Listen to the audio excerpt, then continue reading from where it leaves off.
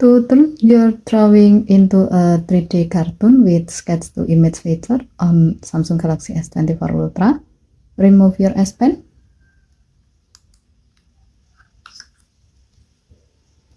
On the R command menu, tap Sketch to Image. Now, draw something.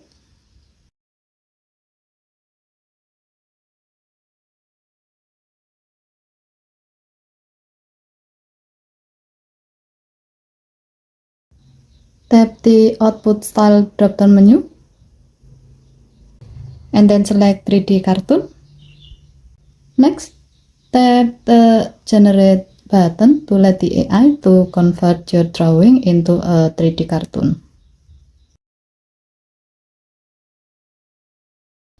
Once done, here you can see that you are provided with some result. You can swipe the result section to the left to see the other images. If needed, you can tap the down arrow icon or save icon at the top of the screen to download the selected image and then save it to Sketch to Image album on your gallery app.